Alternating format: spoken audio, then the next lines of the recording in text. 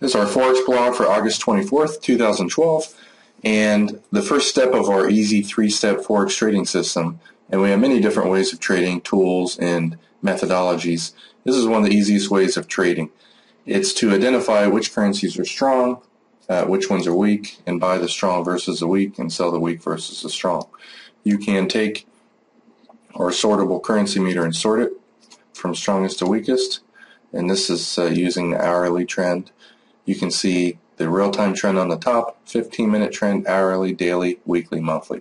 Obviously, the more time frames that line up, the better and the higher the odds are. You can see the Australian is weak on all time frames. The Euro is weak real-time today, 15-minute, hourly, and daily shifts down around 5:30. However, the weekly and the monthly trend are up. You know, you're always better off if you can find currencies that are mostly strong versus, mostly weak. You can see the Australian extremely weak, the CAD very strong today. This is not a currency that I typically leave running, so I'll just bring up a chart real quick to show you what it looks like. And you can see that this currency obviously fell and continued to fall. It fell from around 70 all the way down to 10, fell 60 pips. If you missed the first breakout to the downside, you have this pullback trade right here, a little bit of the pullback here. It went sideways. And this is a perfect example of the two methods that we use to enter trades. One is 30 minutes to 2+ hours rectangle pattern, which is like this. And the other method is a pullback, which basically I like 15 to 25 pip pullbacks, maybe 30 pips. When it runs out of momentum to the upside, the intensity of the downtrend was very strong. It continues that trend. And you can see the last trade down here also was multi-hour rectangle pattern. Another tool, since I don't leave this one running, this is not a currency I trade very often. One of our new tools is the Intraday Fx Value areas. And basically it lets you see where most traders have positions for the previous whatever minute time frame. In this case I'm using 240 minutes. You bring this up on the chart, it goes and downloads all that data, calculates the statistical price where most traders have positions, and then it shows you that price. So you can see this area during the previous 4 hours is where the most activity happened, and basically you can just trade with this. When it goes underneath that level, you're looking for sells.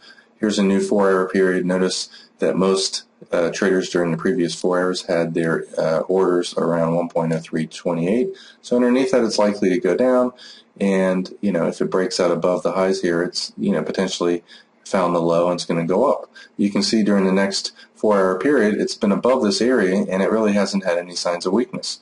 And this is a great way of trading. And I'm going to showcase a new trading method today. We plan on releasing our software later this afternoon. Here is a hot list with the main pairs that most of us trade. Right click on this, add columns. I'm going to get rid of these other columns in here and add the value area day and week. And what this is going to let you do is see whether a currency is above the previous day's value area or previous week's value area, and if so, by how many pips. So you can sort this, and you can see the CAD yen, it's above yesterday's average price, daily value area, but it's underneath, it's 105 pips underneath, last week's area. Dollar CAD's above both of them. The Euro yen's underneath today's value area, but it's 143 pips above last week's average price. So if you see a currency like the Euro yen, and it's fallen a lot today, and it goes to our lower containment bands, because it's so far above the previous week's value area, this is a currency where you can actually do a relatively safe counter-trend trade at the lows. So let's bring up the Euro yen. There's so many different ways to trade with our software. You can see our lower containment band, which most of the time is the end of the price move. And you can see the first time it hit that lower band, I usually use a 2.0 white band, it went up about 20 pips.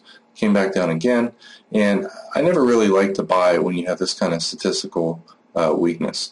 But once the currency's found a low and then it's tried to go lower again, the weakness is gone.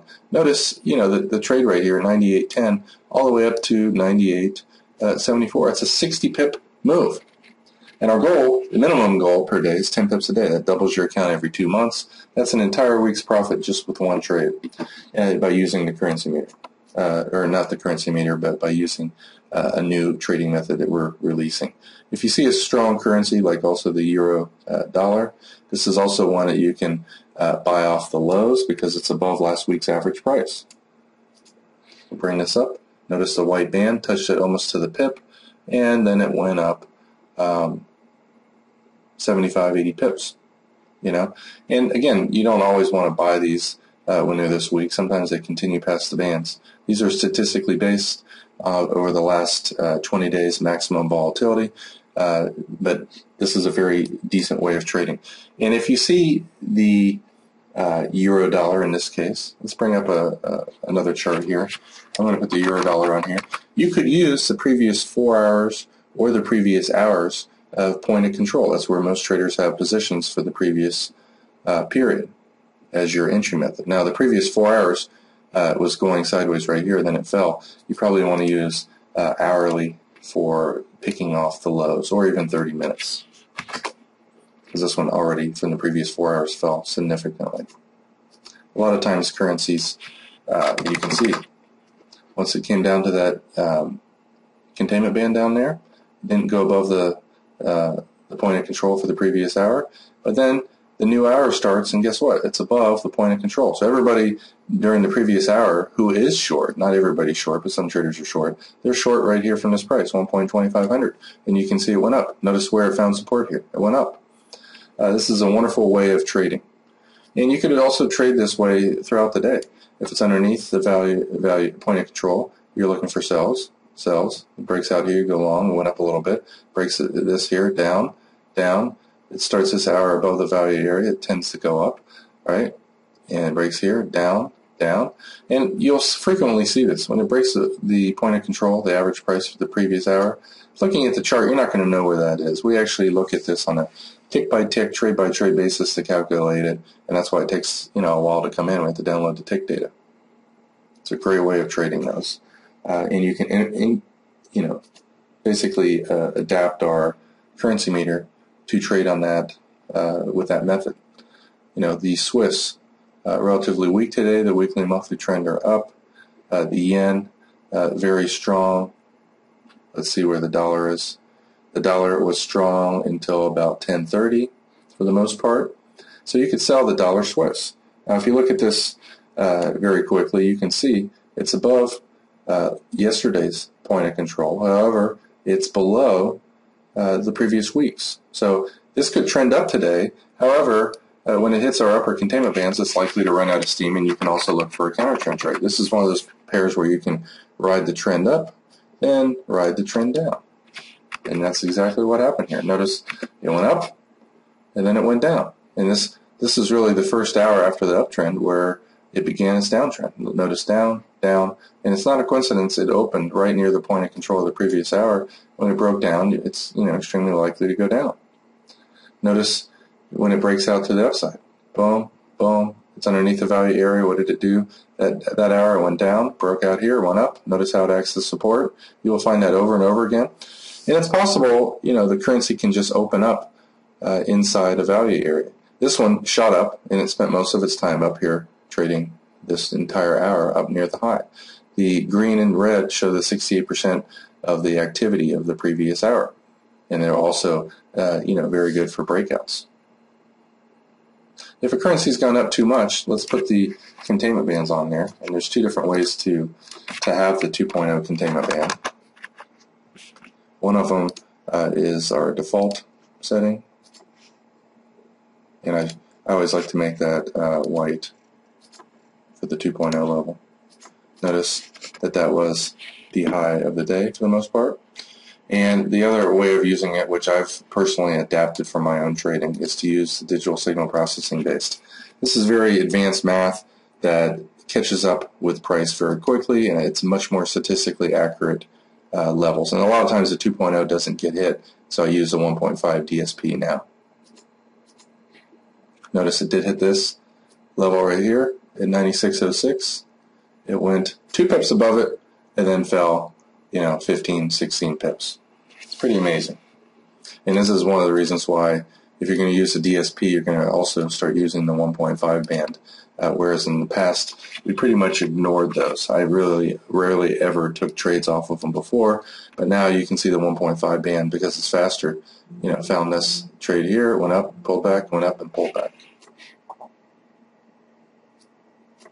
And again, you can also, when you're trading, use, depending on your time frame, whether you're a scalper like me or a little bit longer term trader, you can use the 240 minute. This will show you where most traders have positions during the previous 4 hours.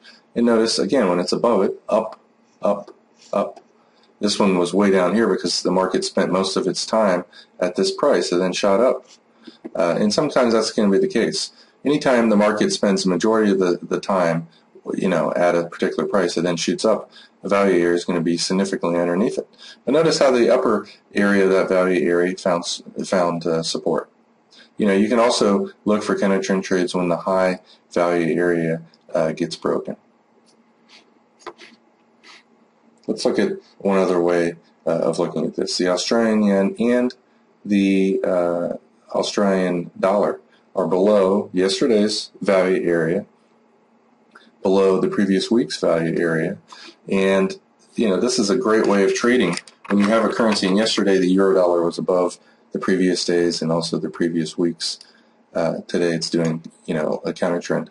When it's underneath, when a currency is underneath the previous day's point of control, the previous week's point of control, and the previous hours or previous 4 hours in this case, notice that trade, it's underneath here. You look for sells, you know, counter trend trade up, breaks it here, and that's the beginning of the trend. Boom. And again, I prefer to use the hourly because I'm more of a short-term trader. So let's put that on here. This will catch up to price a lot faster. So, you know, you have a trade here. It's above the value area, so you don't take it because we're looking for sells. It's below the value area, down, below the value area. And I love pullbacks that come right up to the value area. This is where most traders have positions. Anybody who bought here, for whatever reason, the price went against them. So when it comes back up here, anyone who bought here is likely to sell to get out of the trade at break even. Notice it's above the value area here, breaks down, you go short, breaks down, small profit or break even. And again, when it's near the lower bands, it's less likely to give you, you know, continued trades. I like to see kind of a decent pullback. I love pullbacks like this where it kind of spends a lot of its time up near the high. The value area, the point of control is up there near the high, and then when it breaks it during the next hour, you typically get good trades. You're not always going to see that, but when you do, it's usually a pretty profitable trade. And anytime you see a double bottom like this, once you feel that the move is over and it's not going lower, you can use these to, you know, just simply buy. You buy here, you know, small profit or break even, 3 pip loss max, or you bought here and it shot up. Now again, I wouldn't be buying this. We're looking to sell this because it's below the value area of the longer time frames, daily and weekly. Let's look at this one. This is one we're looking to sell today because it's underneath the previous days and previous week's value area. See? So starting the day off, notice it was trending up, was underneath the value area, down, down, broke the value area here, and that was really the beginning of the trend. Small profit, 10 pips, 10 pips, and that was the end of the move. Notice once you have a double bottom here and it breaks the value area, typically you can get an explosive move. And look at how well the containment bands find the maximum moves down, the maximum moves up. It's pretty amazing. And during this hour right here, it spent most of its time up near the highs. That's why the point of control is up here. So we do plan on releasing these today. You can add to your quote sheet or hot list the daily and weekly value area. This is what it's called. It's underneath inactive scripts down here. Value area day, value area week. And it really lets you see